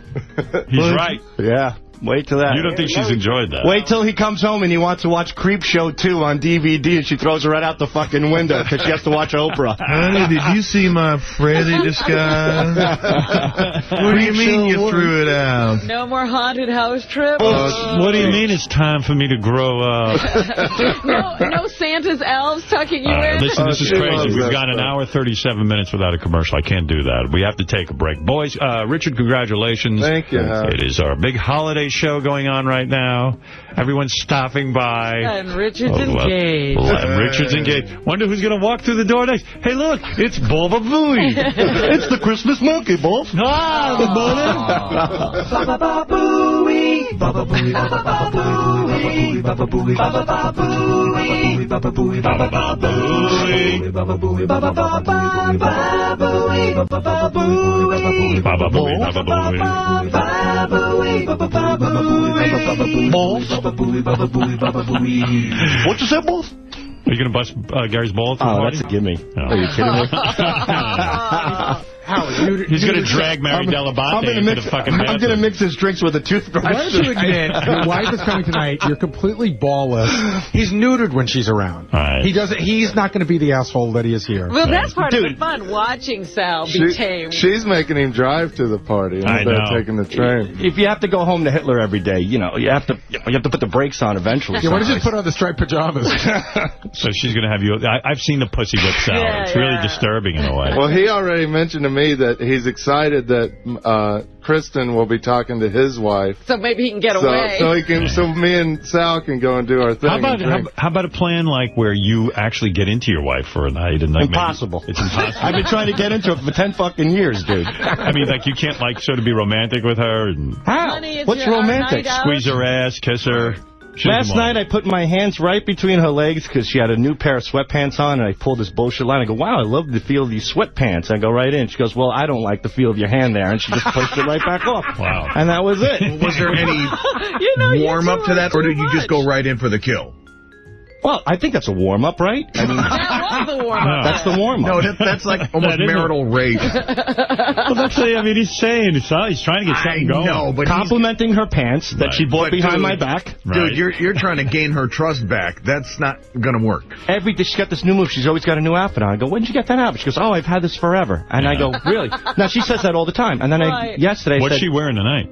Oh, a beautiful outfit. So I had to sit through the fashion show last night. They got through an argument. She goes, fashion show time. I go, what TV show is this now? She goes, no, it's me. It's fashion show time. So that's hot. Yeah, she was dressing up for you. Wanted to look good for you. That's what you got to pay attention to. Sal doesn't see that as hot. Like, I was thinking the same thing. No. Like, your wife's hot. I'd like to see her dressed That's up like me being at an insurance seminar, you know, sitting there. Oh, again. Yeah, but you see, it's like a slideshow. This is where you blow it. Right. Like when Beth says fashion show to me, I get all excited. Because she's probably going to bang the piss out of you after the fashion show. No, I'm telling you. Really? I just like seeing her in the different outfits. Your wife's attractive. She's beautiful. She comes out with dress number 1. Right. All right. Does the turn. Why don't you say to her, Jesus Christ, you look fucking awesome. Right. Or just start I just said, I go That's preliminary. I said, very good. Next. Oh, really? That's where you blow it. He should have maybe started jerking off in front of her. Yeah. Like, that would be seriously. Just say, you know what? I'm going to fuck your brains. I want you to leave that on. I want to fuck your brains out. If I said that, I'm going to fuck your brains out, she would call the cops. Really? It's like there's a man in my house who just said something very Then it's over for you. Yeah, but she has a beautiful outfit for tonight. Really. Sexy? Rachel Zoe design. Oh, yeah? Yeah. Is it sexy? Sexy as piss, man. Yeah? Hot as So hell. tell her that. I did. Say, I can't believe you're walking around like that. She did outfit number 2, was really hot. She goes, well, I think this is too nightclubbish. So then outfit number 3 came in, and I said, it's absolutely perfect. You look beautiful. I want to see her in a nightclub outfit. Yeah, me too. I'd rather see her Well, wear you that. saw it, and then you... Well, I want to see her in nightclub mode in a nightclub outfit. But she's not going to be with you. Put on a mask. Anyway, all right, I got to take a I break. don't know. She looks great. She's looking forward to it. I'm looking forward to seeing what she wears. Yeah. Let's see what Hitler looks like. Can I say something about my son? And by the way, everyone doesn't be their fucking camera. I'm going to have a professional camera guy there. I'll send you a picture. Your commercial. Something about my son I thought was really sweet about you. He's watching TV the other night, and your commercial came on. Yeah. The serious one. He's a boy. Is he ugly? No. Yeah. I'm laying in bed. He comes downstairs. He goes, Dad, I just saw Howard Stern on TV. He goes, I saw the commercial. I said, great. He goes, you're so lucky to work with him. And he walked out of the room. I thought it was really sweet. Yeah. Yeah. Does he know what you do here? No, he has no idea. But he was here for Daddy or Dummy. Did you ever explain to your son, like, you make phony phone calls for a living? Like, he'd be fascinated. Get naked with Richard? As a matter of fact, my son and Gary's son made a phony phone call together one time. No kidding. Yeah, it was. That's and great. Richard, That's the future. Yeah. And where is it? Gary's son's My son is obsessed with Richard and Sal. He said that's what he wants to be when he grows up. He said, I don't want a babe. But he said, I can't believe that they have a room and they go to work every day and they just go to this room and they just make phony phone calls. That's the greatest job ever. Yeah. That's Lucas? Yeah. They made Gary's sons and my son and Richard and I where's together. their work? I mean, the lady didn't give us an approval. But it was so funny. Too bad. Yeah. What was the thing? What'd they do? She was talking about clay, right? She makes things with clay, and they were like, roll their poop into clay and stuff like that. You know. It was like, I'd like to hear the next generation. They were saying that they poop and turn their poop into clay things. I always They're molding with poop? Yeah, they were molding with poop. She molds with clay, but the kids, first they start off real sweet, like, we like to mold animals with poop, and then Gary's son will go, well, how many times do you take a duty a day to the lady? It was really I like to mentor young boys like that. You know what I mean? I like to make sure the next generation comes up properly. All right, listen, we got to take a break. There's been a lot of fun this morning, but now that the fun is over, we got to get to something serious. Okay. And we'll be back right after these. I think that's cool. All right, listen, Paris Hilton just annoys the hell out of me. I'll play these for you real quick, and then I'll get Steve Langford in here, who I blew off yesterday. Yeah, what was that all about? Are you okay? Yeah, I'm fine. It's just I'm annoyed. No. Just got a couple of annoying things going on. Okay. But I can't seem to straighten out. You know what I mean? Yeah. That's why I need to get rich quick with this stock guy over here. I gotta go get some cloud. Paris Hilton's on Ellen DeGeneres, and I can't tell you how many different ways, maybe 50 different ways this thing annoys me. Ellen DeGeneres sucking her ass. That's why I hate Ellen DeGeneres. She just sucks Paris Hilton's ass. It's annoying. But then at the same time, she's getting some information out of her, which is disturbing. Really? Well, I think what disturbs me about Paris Hilton, she has no awareness that how she's one of these wealthy people who's not ashamed of excess. I don't know. It seems to me you should have a little humility, especially in these economic times. Listen to this. And what are you doing for the holidays? I'm just going to spend time with the family. Mm-hmm. Here in town? Yeah, in L.A. Mm-hmm. And then I'm going to go to Aspen to do some skiing. And just figuring out right now what I'm doing for New Year's. Because I have offers from all around the world. Me too. Yeah. Yeah, where, like, for instance, where have you been invited to? Las Vegas, Macau, Hong Kong, Cabo. I guess because she's humorless. Like, she's not even saying this to be funny. No, she's just giving you her list. Yeah. It's disturbing. She doesn't understand that this is funny. Yeah. Australia, New York. You know, same places you've been offered to. Yeah, no, I know. And more for me. It's a hard choice. It is. I don't know what the audience is applauding about. Really, what is happening here? I know the whole thing is just mind-blowing. It's just idiotic. Sick of idiots. We should go together. That would be fun. Yeah, let's get on a plane and go together wherever we decide. We have to. We're BFFs. Yeah, we are. Or you could just come. BFFs. Shut the fuck up. Who are you? I just hate when people are famous with no talent. You know? I just hate it. I don't want to hear about it. Getting on planes. Isn't it obnoxious? But you were all over Paris for a while. You thought she was something. I do think I think she's hot, but... Well, that's one of the reasons she's famous. And I hate myself for thinking she's attractive. I hate it. Hang with Porsche and I. We're either going to play Boggle or Scrabble. I'm not sure which. And be in bed by like 9:30. I don't know if I'll be making that one. Yeah, you'll probably be leaving the house at 9:30 or 10, won't you? Wow. Yeah. I can't do it. I don't know how you do it. No, I don't know. I just hate it. Inane conversation. It's inane. Exactly. I can't even keep track. I can't follow it. And, you know, you really want to just know who she's banging and what she does sexually. That's about it. Right, yeah. Like, what's going on there? And she starts talking about her house and how she decorates it for Christmas, and there's evidently lots of lights, and she puts her dog house, and the dogs get lights too, and it's just excessive. It's bloated wealth that for some reason no one believes she deserves. But yet she's parlayed it into some sort of fame, which is what she wanted. And I know her family's very proud of her. Right, yeah, they don't have an issue with anything she's done. All right, we haven't seen them in a while. There's a lot going on. I was going to say, how long has it been since they've been here? It's been several years, hasn't it? I don't think years, but... I think years. I don't know. At least a couple. I was just looking at Tim. So what was the word I got? Tim is now off the detox, or... He finished his 21 days. How much weight did he lose? 26 pounds, he said. And then Gary told me you got mad at Gary for asking Tim what his first real meal is going to be. Gary's like one of those guys who's waiting to see you, go back to your drug addiction. All I said was, Tim, congratulations, what's your first solid meal going to be? No, that wasn't how he was saying it. So he starts talking and all this double talk, and I go, leave the cold crap out. It's a simple question. What's your first meal going to be? And then you got mad. I just said, why are you making such a big deal why are you making a big deal? Solid meal. It's no big deal. He wants to know. He's curious. It's curious. But he doesn't know. Gary doesn't care how Tim feels. How do you know that? I know that because he wouldn't be treating him this way if he cared. But you see, this is where you go off. Gary saying to Tim, what are you going to eat for your first solid meal, is not a bad thing. He's not treating him badly. And now you, who didn't see the whole conversation, are assuming that Gary told you the truth. Well, I just heard what you said. You said you think Gary's sabotaging him. Why are you harassing a man who's trying to regain his health? That's what I wonder. What do you mean? Why is that harassment? That's not a bad thing to do? You feel that's harassment? Yeah. Asking a guy what your first meal is going to be? Bother him about anything. He's living his life. Leave him alone. He's not bothering Gary about what he eats, and God knows somebody should. We bother Gary about what he eats all the time. As a matter of fact... No, we don't. I was watching Gadget Gary on Channel 11, which is Gary's new name. Gadget Gary? Stay right there, Tim. I'm not done with you. Gadget Gary. I got so much to talk about today. Gadget Gary. Like, how did that whole thing get started? Gadget Gary. I don't know. He's on Channel 11.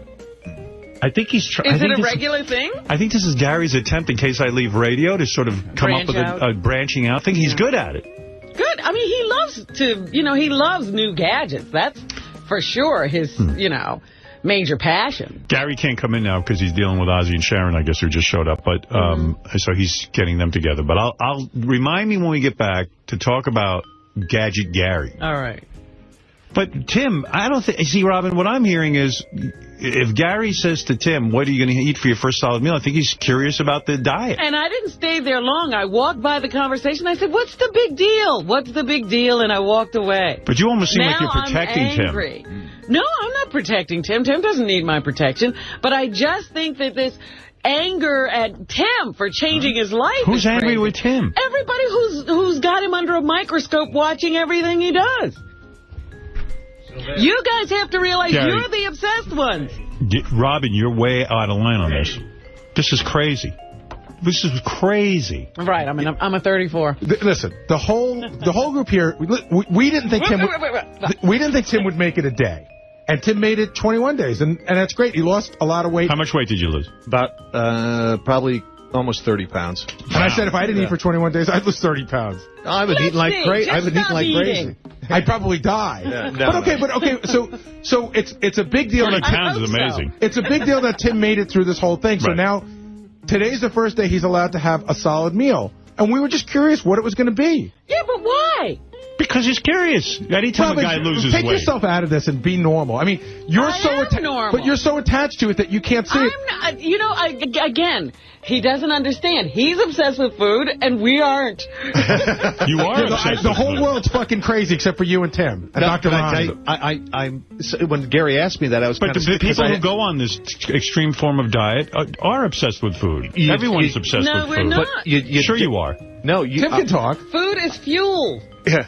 I have no idea what it's going to... I have no clue. I'm not that... like, when he asked me that, I was kind of stunned because I really haven't thought about it. I really haven't. So you don't know what your first... You haven't consulted with Dr. Ronnie and Robin about what your first meal is going to be? I'll probably have maybe some But you have to salad. get educated and find out what you can eat? No, it's like a salad or something like that. I'm not craving anything. What if you wanted a burger? I'm not into that. I'm really not. I'm just not... I'm not so craving you have anything. thought about what you're going to eat then? No, I haven't. I really haven't.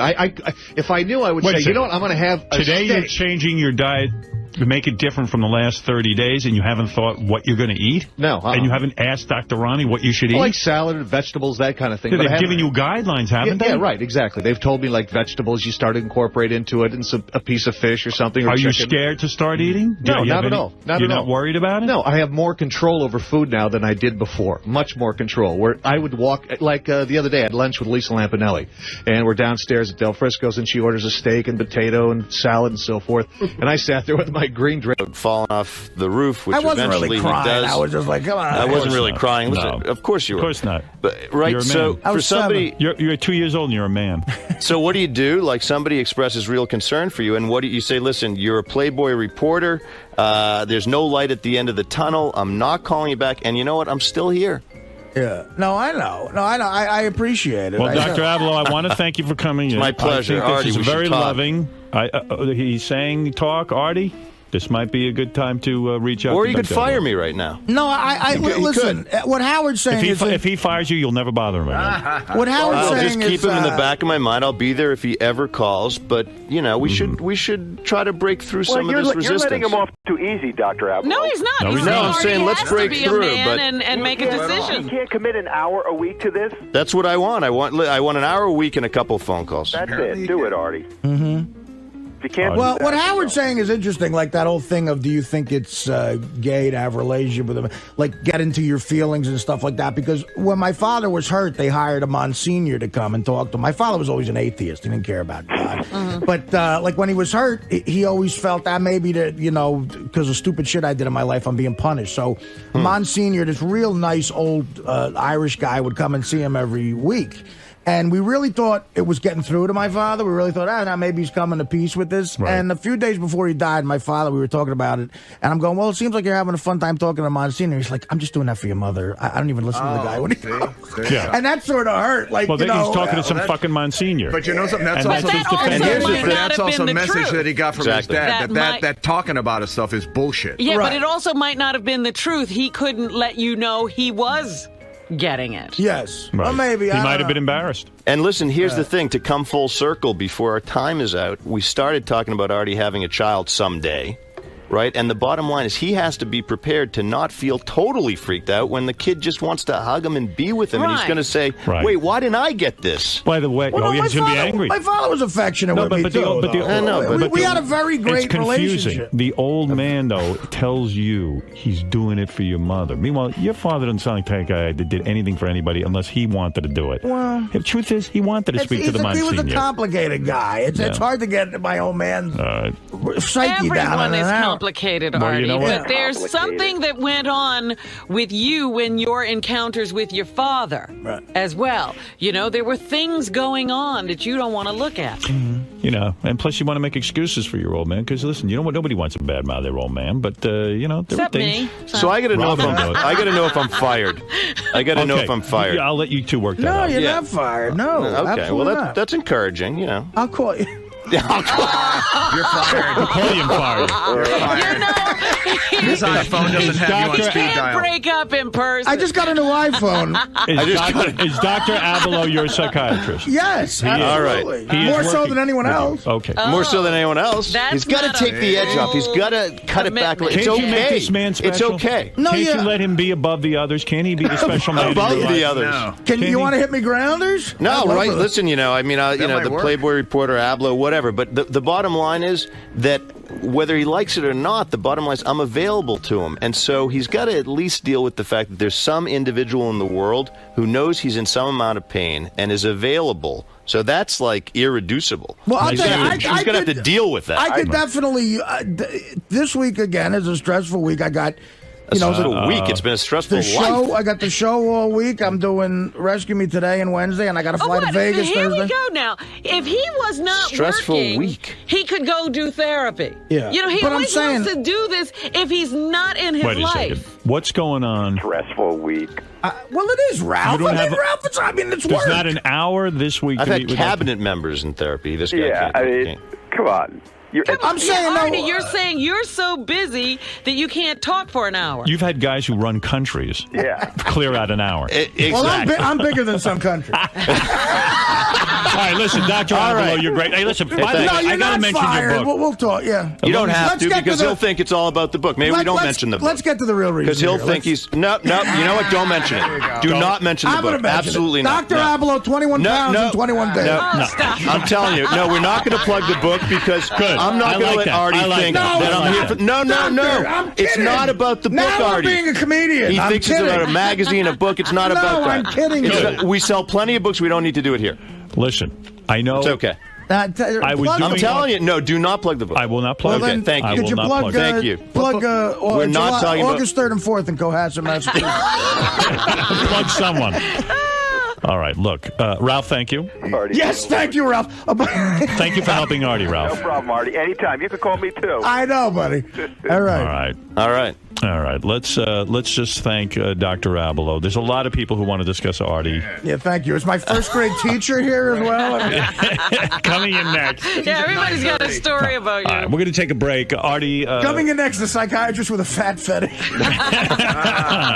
Let's take a break. We'll be back right after these words. What's with Artie? What do you think his problem is? Listen, I think Artie, like a lot of people, is ambivalent about how much does he want to get into the issues, right? And I represent that. I'm like, sort of a borrower for the truth. So if you want to avoid the truth, you avoid me. I wanted to make it a little harder for him to avoid me, so I came here. I think he handled it pretty well, and we'll see what the evidence is. He'll either call me or he won't. But at least we'll know. We'll have the answer. Do you feel like he's still trying to make excuses? That's what it seemed like. Of course he's trying to make excuses, but that's expected. Like, I know that with someone in that amount of turmoil, there are going to be excuses. There are going to be shields that people hold up, and he's got a lot of shields.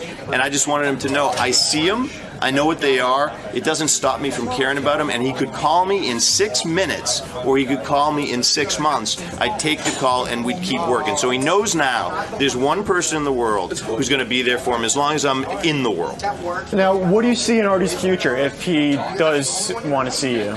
Listen, I think here's where we can get. We can get him to access parts of his life story he hasn't looked at or felt the emotions from. I think he'll be even more creative. I think he'll be funnier for it. I think he'll he'll feel better. I think he can lose the weight because part of the eating is to feel better. I think he can feel better without a lot of food. I think he might be able to make a committed relationship with a woman. And my fondest hope for him is he gets to father a child and to bestow upon that child all of the gifts he'll know intrinsically and instinctively how to give because he didn't get some of them. See, people who've been hurt are sometimes the best people to love others. But he's got to allow himself to be loved first. All right, Dr. Keith, thanks for stopping by, and I hope you can help him out. And if you need any help, you just call me, all right? I'm here for you, too. Thank you. All right, thanks. Artie, was this an ambush visit by Dr. Keith on the same plane as when they brought in the girl who likes fat guys? It was, I don't know. It might have even been worse because I hate shrink shit. And then they're publicizing your personal life again? No, where are you going to go? No. It did make for good radio. Yeah, I guess. But do you really want to continue this whole relationship you have with Dr. Keith, or is it just getting to the point where... No, I don't. I'll give it a shot. Why not? Fuck it. Ultimate Warrior. I'm going to keep going. But, when guys like Ralph call in and say, what are you doing all week that you can't go meet with Dr. Keith, that's got to get under your skin because he doesn't understand your life at all. Well, listen. When you're in some sort of crisis in life, it would be ridiculous to not take the advice of a Ralph Sorrell. So, I'm going to try to live by Ralph's law and make an hour to go to therapy. And maybe one day I, too, will be huddled up in a dark apartment in New Jersey with Star Trek action figures. And watching The View. I'm watching The View. All right, man. Good luck with Dr. Keith. I'll leave you be. Thank you.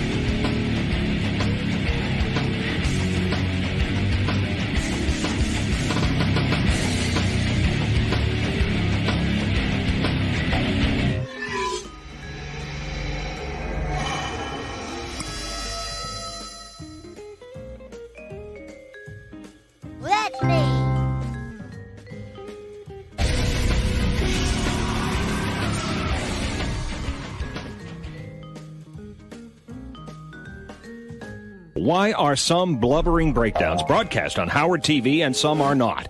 Howard 100 News wipes away the tears to take a clear look at this crying shame. All right, good stuff, Steve. These stories and much more coming up on the Howard 100 Noontime News, weekdays noon Eastern, updates every hour. There he is, Mr. Steve Langford, award-winning news See, guy. that's where I felt Steve was mocking me there. Blubbering. Hey, Brian. Fuck you, Steve. Brian Phelan is here, who Artie claims was on to him the whole time. Not on I did notice a few things.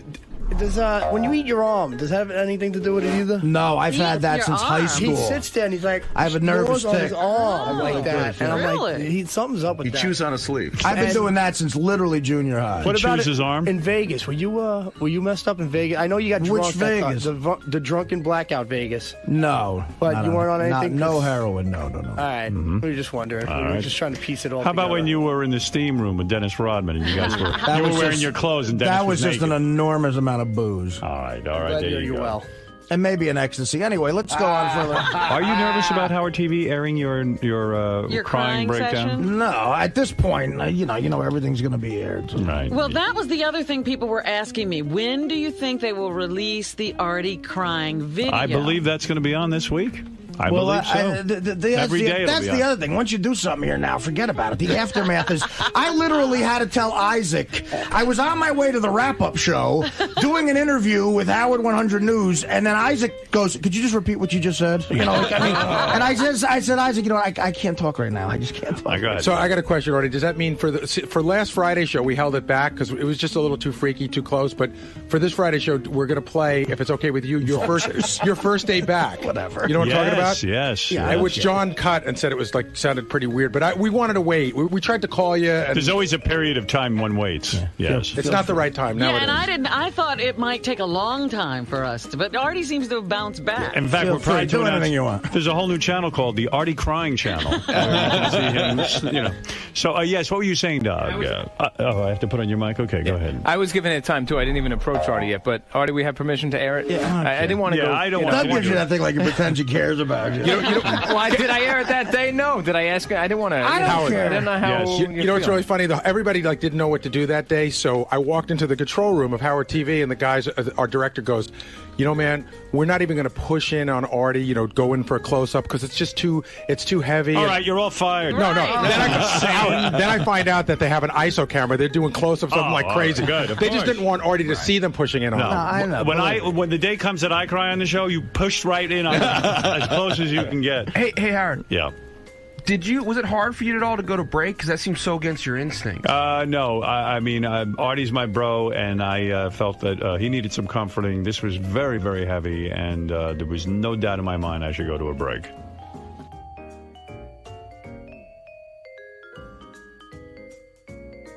All right, we got 3 guys here. Guys, this is how it's going to work.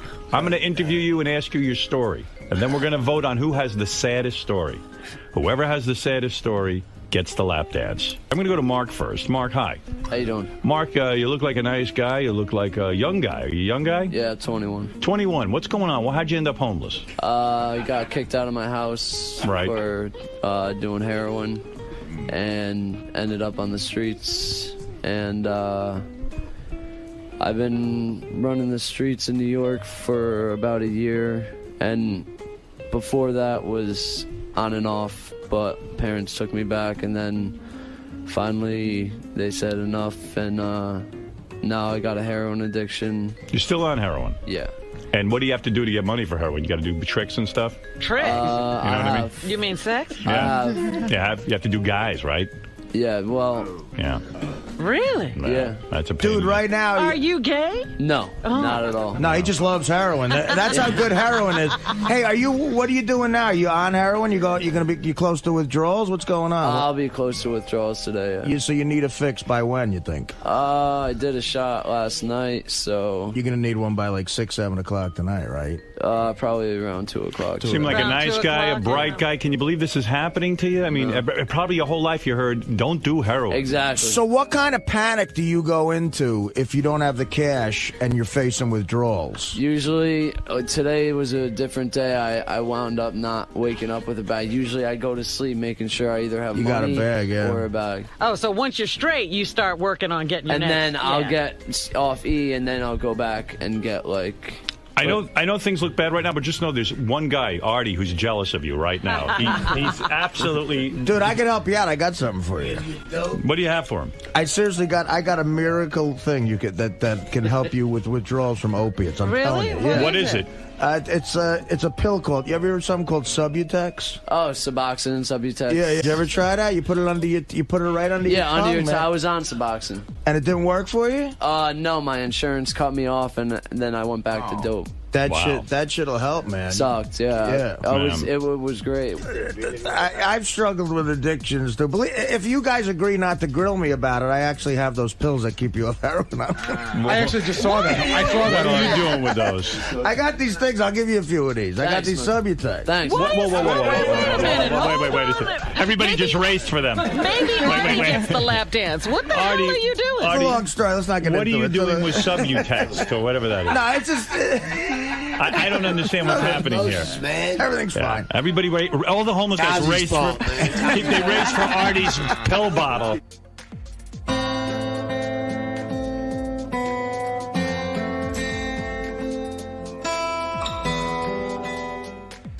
I'm still trying to figure out how Artie has those heroin pills. And we're going to get to the bottom of that. That's the big talk. That's the big talk right now. You know, what am I, the crazy one? This show is... I remember you said this to me one time where, like, sometimes on the air... You say something? In your head, you want to be honest because you know it's so entertaining and interesting, and then you just blurt something out.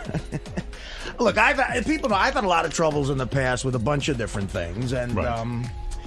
Over the years, I've snorted heroin from time to time, and you never told me that before. Yeah, I was going to say, this is new information. Yeah. Is this the time to time include recently? God, I'm sorry, Mom and everybody. Yeah. No. It's been. Remember last year when I was out for 4 days? Yes. I fell into an old trap that I used to fall into on the road doing stand up. Right. And I never shot it ever. I would snort it. Right. And it just helped going to sleep in hotels and on planes, and from February to like June, I existed for 4 months just going from sort of heroin fix to fix. Yeah. And on the road doing stand up. And then wow. When I had to go into doing the movie, I said I got to just completely clean up, get it out of my life. Right. So I came back from a gig in Chicago, and I had nothing. I ran out of stuff, and I had nothing, and I was in a panic. But I said, "Fuck it, I got to just do this." Because at that point, you were probably really addicted, right? Right. Yeah. And I went to work that Monday, and then when I went home, it was like too crazy. So you were really detoxing. Yes. When you were out. Yes. I see. That's what I was doing. So what you were saying? So what you're saying? Wait a minute. So I was in a shitty way, and then the doctor saved my life. He introduced me to these pills that get you back. And when you say you were in a shitty way, in other words, because you're detoxing from heroin, you start to get the shakes, you start to vomit, you start to. I mean, it's really hard. What are your withdrawal symptoms? You just get sick. You get a cold sweat, and it's uncomfortable. And so when you did the intervention on KC, were you? Were you on heroin when you did that? Oh, jeez. Now, did Dana know this, or you kept it a secret? No, it's it's something I shouldn't have said. It's not what? It's something I shouldn't have said. This is terrible. No, it's all right. It's okay, Artie. You're not doing it now. No. You're off it. I shouldn't have said this. You think so? Yeah. I don't think you said anything wrong. No, this is one time I'm bummed out. Oh, you are? Then sit down and relax. I'm bummed out. Artie, so what? You've had your problems. Everybody knows we all know you had your problems, and you anyway, you're never cured. We know this that. Doctor saved my life. Oh, jeez. Don't be depressed. We all know you had your drug problems. Hey, we didn't think you were out of work because everything was fine. Are you listening to your iPod? Uh-oh, somebody's calling him. Oh, no. No, it's not me. Oh, that's not you? It's satellite. No one listens. Artie's lucky. Yeah, that's what you could say. Don't be bummed out. We're on satellite. Artie, no one will know. According to the newspapers, no one will know a thing. It was a bit. That's right. What's that music? Uh-oh. Is that your iPod? It's not me. I swear. Have I lost you? Is that me? That's you. Oh, my goodness. Do you have a phone that makes that noise? Somebody's calling me for Artie. Uh-oh. Where are you going, man? Hey, yeah. Come now on, stay with us. Stay with us. No, I'm all right. I did. That's some things are just not for the fucking. You want me to? You want me to admit something that I never admit? No, that's all right. I'll do it. What? You have plastic surgery? No. Now you see how it wasn't a great revelation. Now that I'm 52, every time I pee, my pee like I stop peeing, but like it dribbles all over the place, like just. So, did you wet your pants? So the other day I'm standing in my kitchen, right?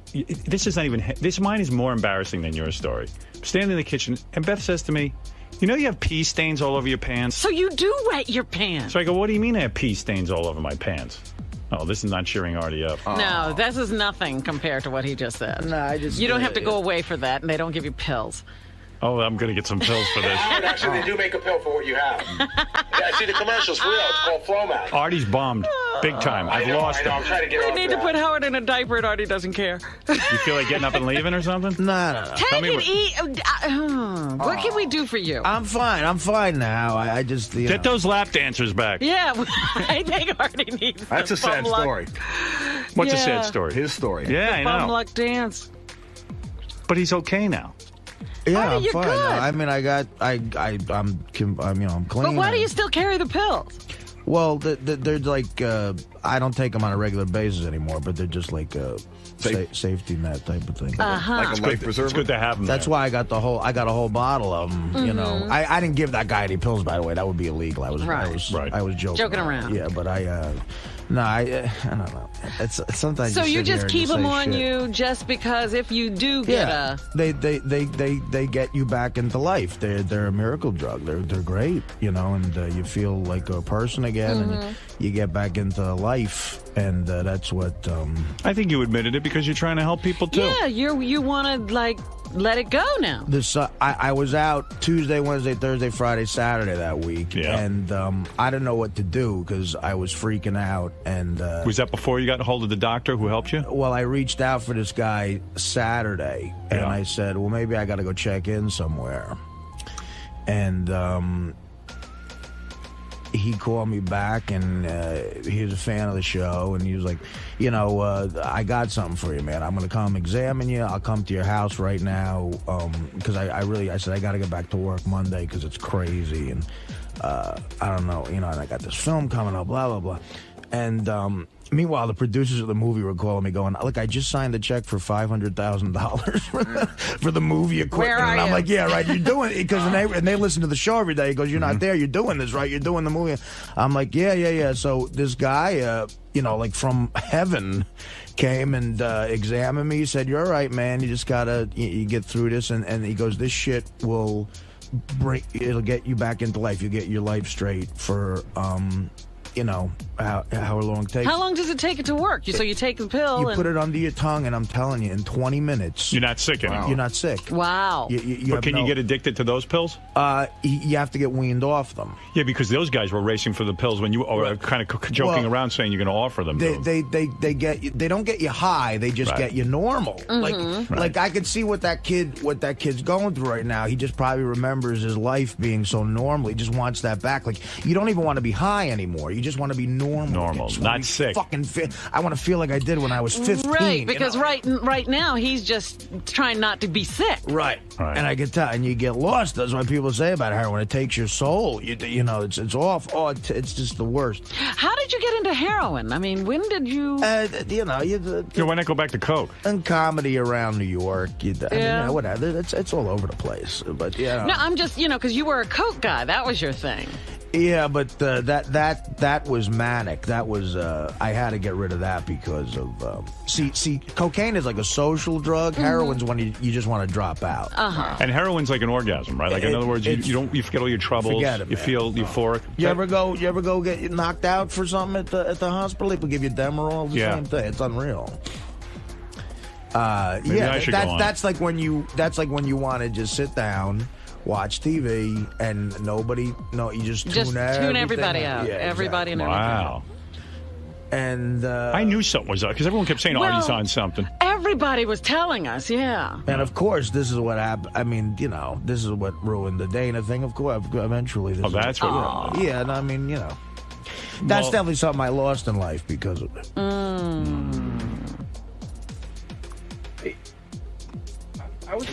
Benji, don't. This will make you feel better. Benji wants in. Benji, please. Wait, I have a stupid question I to was in the ask. bathroom. Was Artie on heroin? Is what's going on? Yeah, Benji, just act like you're not here. I was out getting a salad. Listen to the replay. Yeah, there's replays all day.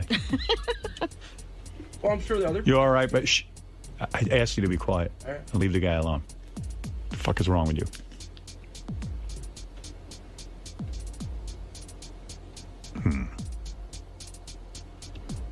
You all right, man? You want to take a break? All right, I'll leave you just alone. Oh, no. Well, hey, man, I'll tell you what. I'm happy you're feeling better. It's a good day. All right. I'm happy you're feeling better. That's all. I'm supposed to do a commercial. Today is a good day. I will do a commercial. Yes. Let's break. No, I got to read a commercial. Oh, you got to read a commercial. shit. We were in a commercial? We were in the middle of a commercial. That was a commercial. Artie, you read a commercial. All right. See, I told you that bum thing was a bad idea. It was a downer. It was a downer. Artie, I'll never bring bums in again. All right. Anyway. The sound of spreads, teasers, and... Oh, I can't do a live commercial right now. No. Can you play a song? Yeah. All right. Yeah. All right, thank you.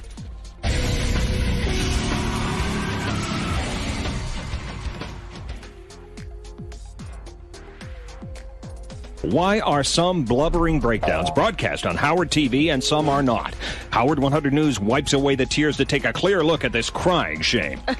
All right, good stuff, Steve. These stories and much more coming up on the Howard 100 Noontime News, weekdays, noon Eastern, updates every hour. There he is, Mr. Steve Langford, award-winning news See, guy. that's where I felt Steve was mocking me there. Blubbering. Hey, Brian. Fuck you, Steve. Brian Phelan is here, who Artie claims was on to him the whole time. Not on I did notice a few things. Does when you eat your arm, does that have anything to do with it either? No, I've had that since high school. He sits there and he's like, I have a nervous on tick. his arm like that, and I'm Really? like, something's up with that. He chews on a sleeve. I've been doing that since literally junior high. What about chews his arm? in Vegas? Were you messed up in Vegas? I know you got Which drunk. Vegas? The drunken blackout Vegas. No. But not you weren't on anything? No heroin, no. All right, we were just wondering. All We were right. just trying to piece it all How about when together. you were in the steam room with Dennis Rodman and you guys were... That was to suck the cock. I suspected it for a while. And, This will be a story I'll forever remember on the show. Please. You actually admitted something. Benji was out and he comes in and he goes, Artie, tell me everything you just said. I missed it. That's like the greatest story of all time. Like, just shut your fucking mouth. He comes in, he wants it. He's the king I'm glad of I gave Benji a chance to be funny. Yeah, you finally were funny. I still don't know what it is. I really don't. It was really funny because yesterday on the wrap-up show, somebody Nothing. said to Benji, how could he be a comedy writer when every time he opens his mouth, something unfunny comes out? Benji's a very This funny time guy. you were funny. No, he's hilarious. Do you want to explain to Benji? No, I basically, and it was something I thought maybe one day I would admit to you guys, but You didn't expect it now. the week that I was out last year was because on the road I fell back into snorting heroin, Oh, okay. and which is something I had done when I was younger, and and I was going through withdrawals. That's why I was out for the week, and then this drug came into my life through this doctor who saved my life and got me back to work. Have you been having ups and downs throughout the year? This year, no. This year I've been clean since June. I think June 4th last year.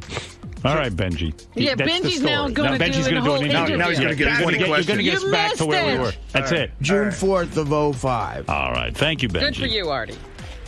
But you're not gay at all. Well, a little bit. Well, the other thing might is, be. like, I was looking at that poor kid, he's got no money. Like, that's the other fucked up thing. I had money. Like, you go on the road and there's guys in every town could get you whatever you want, Yeah. especially if they're connected to comedy clubs. So I would just tell a guy, look, take $1,000 off my pay and just fucking go get me whatever you can. That's why I voted for that guy. I Yeah. felt I was like, God, he's trapped in hell. He can get help maybe from his family and he won't even take it.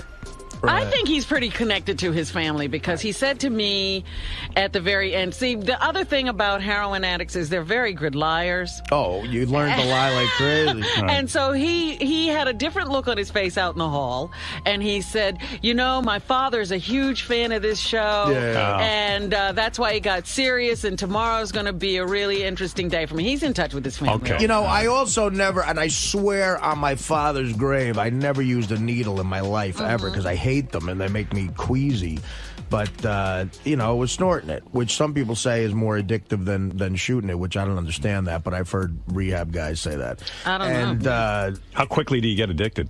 Like a minute? It's like funny. hours? When I first went to rehab, when I was like, for other stuff, the heroin addict told me, he goes, dude, you have an addictive personality. Do never try heroin. Right, because once you try it, man, forget it'd it. be... It's just- You're like an immediate. Do you want to hear from Ralph at all? Yeah, I don't care. Look, I'm fine. I'm back. All right, okay. I'm back. Ralph. Thank you for being. Thank you for being the first person to do that. That won't be going on all day. Yeah. All right, thank you, Ralph. Hey, wait, Artie? Yeah. Artie, I think that's just a really brave thing you do, because I think it was coming from the fact that this stuff saved your life, and you just felt terrible for that kid, and you're like, hey, you want people to know that this, There's hope. This can help you out. And you know what? It's like you're snorting some heroin. What's the big deal? No. What I'm saying Ralph, it's upsetting to him. It's very upsetting because it cost me stuff in life. You know? But you passed it and I put my mother through hell again that she thought would never come back. And Oh, she knew? Oh my God, my mother, is the reason I'm alive. She basically came to my house and set up camp. Like, you're not leaving the apartment until I go through the withdrawals, you know. Right. But she didn't know about this pill. Right. So her, my sister, and Dana were like an army around me. They wouldn't let me out of the door. Wow. Because were you threatening to leave? Well, you start to shake, and you want to throw up. You don't know what to do. You can't picture never being able to get comfortable. Like you're tossing. You're sweating. So you got to do more heroin because you want to get rid of it. Yeah. Right. Well, that's what they call it. They call it getting well. Right. Or a fix. You're not right, so you fix yourself. Yeah. That's where that comes from. But or booze will help. Booze takes the edge off. And I had I have a whole bar in my house, so they were like, no, you got to go through this. And this is why I have strong women in my life. Thank God. People who think I'm a misogynist. That pill, the direct opposite is true. But that pill is genius. Well, what happened was it takes away the sickness. I finally said this ain't working, and I mean, you guys didn't know what was going on, so of course every day was worse and worse on the air. And like what's going to happen? I know you were more of a mystery to me than Fred is. You got to go for a little while. And so what happened? I'm on cat tranquilizers. What happened was the movie guy said, if Artie's not at work Monday, we're pulling the plug. That's it.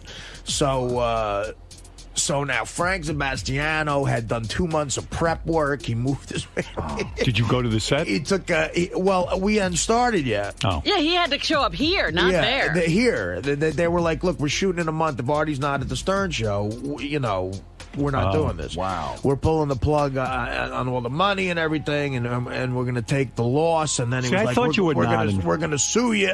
I thought you were nodding for a while. Yeah, Your eyes were rolling to your head. On the air a couple times. Yeah, I saw you nodding. I said, I said, I think he's nodding. Everybody was like, he's on something. He's on something. But there was a whisper going around. But that can also, I also do that when I'm extra tired too. Right. But thanks, guys. Yeah, I sometimes look like I'm nodding. Guys like my Italian, Italian brother bringing me cupcakes. And well, at least you did. I'm looking at this paper and it says that Courtney Love was in the Whitney Houston intervention. Oh my God! I'm insulted that I wasn't in the intervention. Why wasn't I? Artie. Why didn't your mother call me to be your bedside? I would have loved to have done obviously, something like you would have loved to see that scene, huh? Yeah, I love that shit. It's just, it's just an awful brutal. Artie, let me ask you a question. What?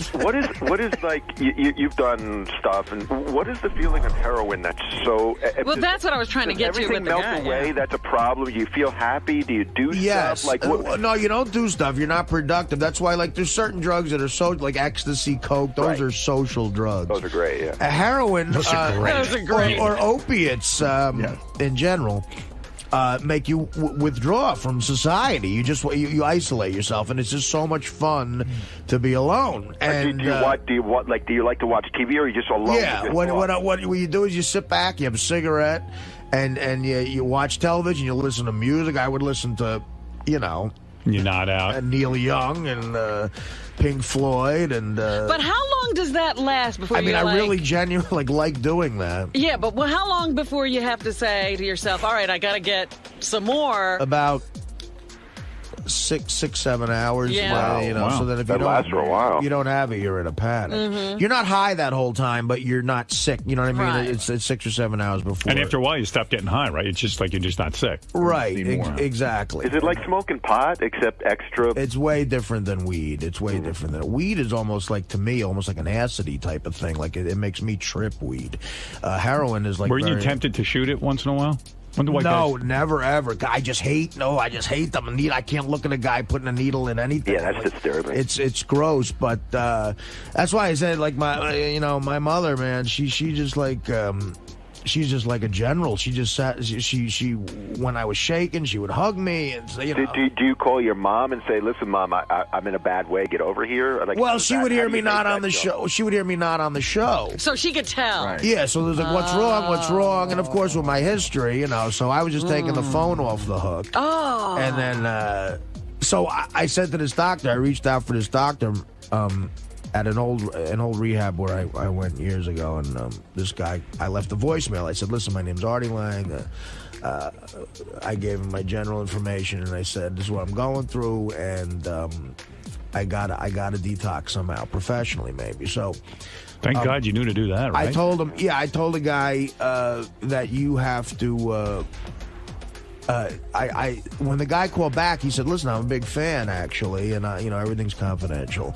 But he goes, I've been hearing you haven't been on the show, and, you got to get back there Monday. And I explained to him the movie situation. I said, I have to be at work Monday morning for a lot of different reasons, and I don't have time to detox. He goes, all right. He goes, I'm gonna come and examine you first, but afterwards, I'm telling you, I got a miracle drug. And he turned me on to this Subutex, which you just put it under your tongue and it dissolves. And he goes, believe me, in 20 minutes you're going to feel better. And when you're in that position, you don't believe anybody. I'm like, dude, nothing's going to happen in 20 minutes.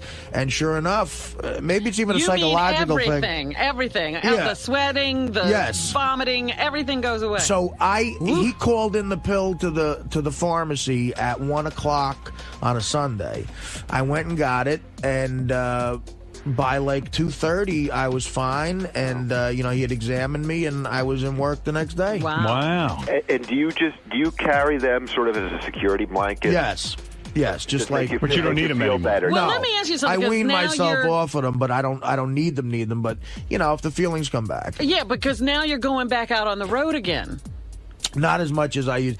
The stress of shooting this film was an extraordinary thing, and I hope the reviewers realize that. How dare they? Really? But well, you guys liked it. That's all I care about. No, I loved it. No, but I so it just was and the road just blows, and right. But that's why I'm saying that, because now you're doing you said you're going back out again a little bit. It's a different kind of thing. Yeah. I mean, again, I got my. He said you'll be fine. And see, the difference between me and this poor kid we had in here today was, like, I had the greatest job in the world to go back to, and a career, that I'd worked hard for.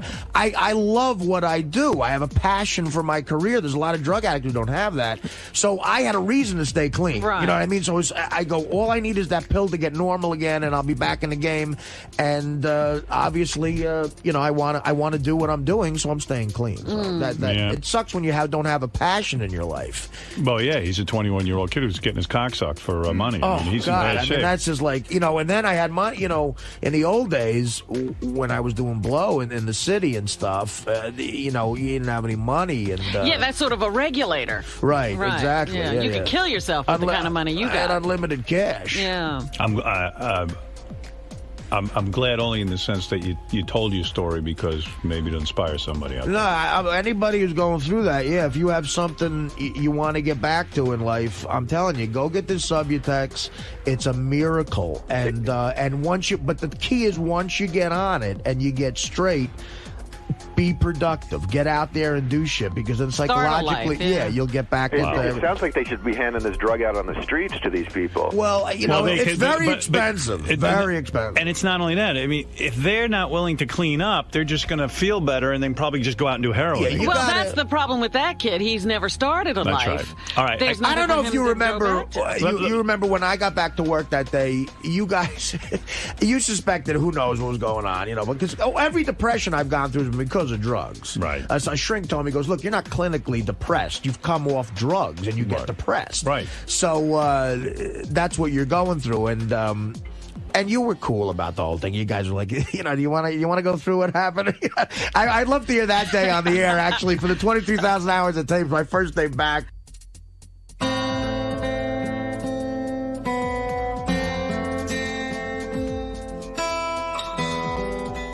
Hey, by the way, there's the voice of Artie Lang back, feeling better. Do you want to make a statement, or you just want to skip it? I don't care.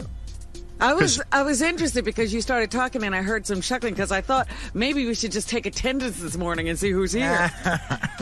Hey, because, if I get one more call that Artie's a drug addict and needs to get back into a drug program, my head's going to explode. Here's a guy already first call of the morning, Kyle. There you go.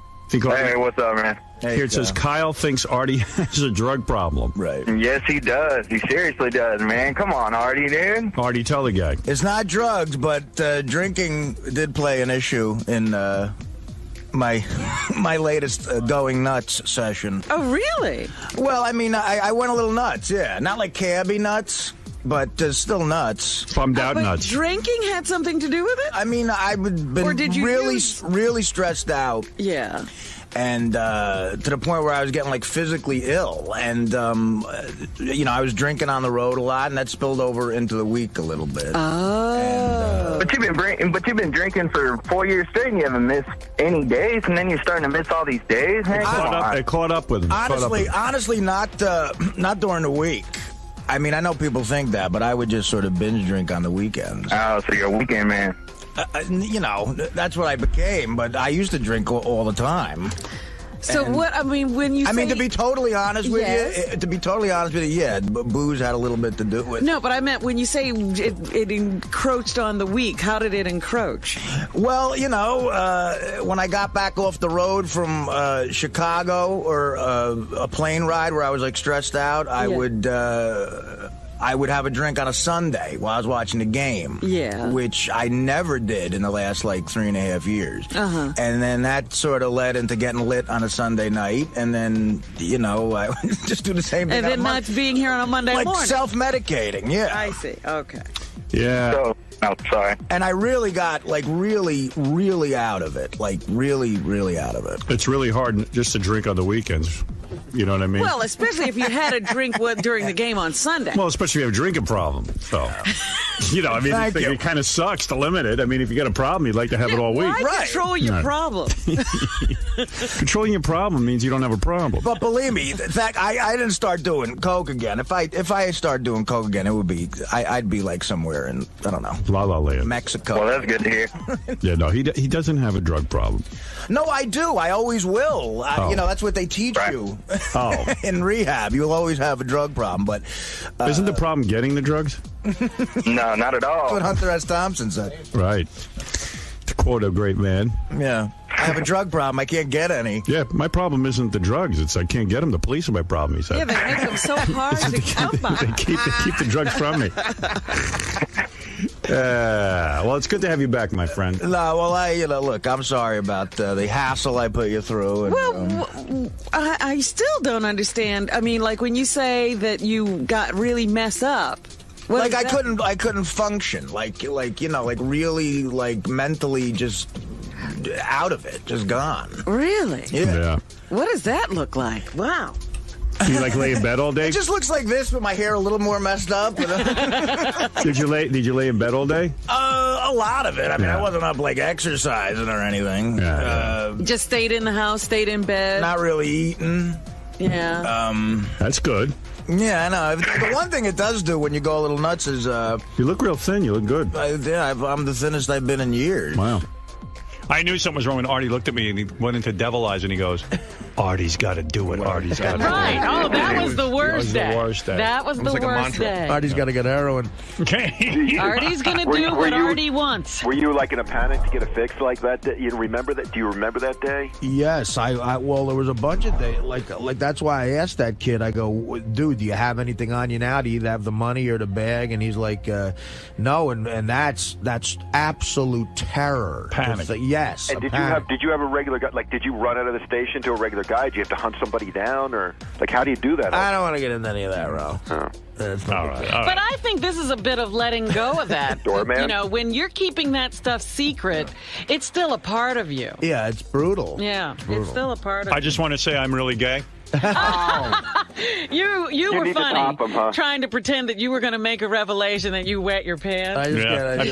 Beth looks at me and goes, you have pee stains on your pants, like, and I'm like, well, sometimes I dribble. I don't know. You know, I go, that's not pee. His last revelation was that he had plastic surgery. This revelation is that he's getting older. But honestly, you know what? I think I like telling the story because it shows the kind of person that Dana, my mother and sister are. About how, I mean, they were like such. Is that why you're feeling so bad about such angels? I mean, literally, is that why like you're feeling, angels. Is that why the breakup so hard? Because she was there for you, and you feel kind of like she's the best. I mean, really, like my mother and sister. When I look at their face, I see like an angel in front of me. Hey, and you know, and there's a time and a place to maybe get this off my chest, and I guess it's interesting and everything, but I do regret saying this right now. Hey, Artie, on the air, but I can't take it back. One last quick question: is that what I mean? You sort of said that's what made you and Dana break up, but like she helped you through it, and was it like, hey, if you don't get some help so this doesn't happen again. I don't, you know, like, you know what I'm saying? He doesn't understand how she's not here now that you're fine. She took you through that, so why isn't she here? I ended this, Ralph, because I don't think I can make it work, ever. I don't think... I think I'll torture her for the rest of her life. He's doing her the favor now. And in my head, that's what I feel. You're just afraid something else is going to happen. You're going to put her through hell again. She didn't know anything about it, and like I say, you withdraw. It's not a social drug, so I wasn't coming over. I was like, you know, instead of going, I would just say, look, I'm tired. I don't want to go out tonight. And, you know, it would be just sitting at home, you know, with a cigarette and that's the other thing. You nod off and your fucking cigarette. You almost burn yourself up. Almost like you could light your whole house on fire. Yeah. That happened. I got burns all over my fucking. Artie, you better get an assistant when you go on the road. Just somebody to hang around. You're like Smokey. A guy to get the coke. Smokey, that guy Joe Walsh has. Yeah, you need somebody, man. So I mean, I've just gotten to a point in my life where at 38, I just really feel like anybody. Unfortunately, my mother and sister are tied to me emotionally, and I feel so sorry for them because, you know, I don't want to torture anybody else, you know. I really feel bad for my mother and sister that they are I got to tell you, man, attached to me. They love it. They gives you, they're connected to you. Gives you something to do. Oh, great, Ralph. Stop. That's yeah, they need something. They're thrilled. They need something to do. They're really happy about it. All right, thank you, Ralph. All right, really upbeat show. Let's hear Mike Walker fart now. Penny Crone and Steve Langford are fighting in the hall for the Artie exclusive. No. Yeah. A fight just broke out. Leave them alone. A fight's going to break out when I go out there. I was making a joke. Artie, do you like heroin? Artie, he had the white monkey on his back. Again, there's a time and a place for this, but Joey, what do you want? Joey Boots wants to help you. Hey, Artie, man. I think this is the greatest thing that you could have done, man, was come open and talk about this to everybody, man. Right, I think you're truly an addict, and what you got to do, man, is you got to stay away from all things, and that includes alcohol, brother. Well, I was going to ask, when did you know, because you did a whole thing where you stayed off the alcohol for a while. Right. And then you decided you were okay? Well, I mean, again, I drank for years without doing any drugs, and you know, I can't explain. Hey, Artie, it comes down to you know, you might be okay for a while, but you're replacing one drug with another. Yeah. You know, you got an addictive personality, and I'm not trying to be... Maybe you should do what Joey's doing, fly a plane. Well, that's why that's part of the reason I got so heavy, too. Yeah. You know, yeah, because you were referring to the food as an you know what it is for me? addiction. I have to look. I get bored so fucking easily. I get so bored with life. Take up chess. I have to look forward. Won to a big something. game last night. Like I want to look forward to something. You know what I mean? That's Like why I just took up flying, because it's something that's, you know, a little dangerous. It's exciting. Another way to kill yourself. Yeah, you're just going to kill yourself. Hey, Joey, let me go deal with this. But you know, isn't there always new girls to have sex with? I mean, that always excites the shit. Yeah, out of well, me. no, that would be great. You know? Sex or right? No, okay, it's like a day. Right, like sex is something you look forward to. Eating. The difference between me and getting you is high. I look forward to like. You look forward to simple things. Yeah, I'm like just walking on a beach or sex or even like just having a good meal. Well, sex I understand. One glass of wine, you know. But with Artie, it's this extreme high he's looking for. Right. You know, with the gambling and everything else, it's an extreme rush. Totally. Yeah. I like stuff to almost be near total destruction. Right. Artie, have you ever thought about going to meetings? I've been to meetings before. I mean, you've been to, but have you thought about continuing going to them? Yes, absolutely, Joe. Absolutely, 100%. Hey, Joe, I'm going to move along because I know Mike Walker's waiting. And all right, Artie, get my number from Jason, and just like you gave me your number, give me a call. All right. All right, thanks, Joey. I mean that, man. I got your number, Joe. All right, thank you, Joey. All right, bro, peace. Bye-bye. That's Joey. He got your number and he never called it. Joey just went through the same thing, so he did. He really did. I know, he did. He was amazing here.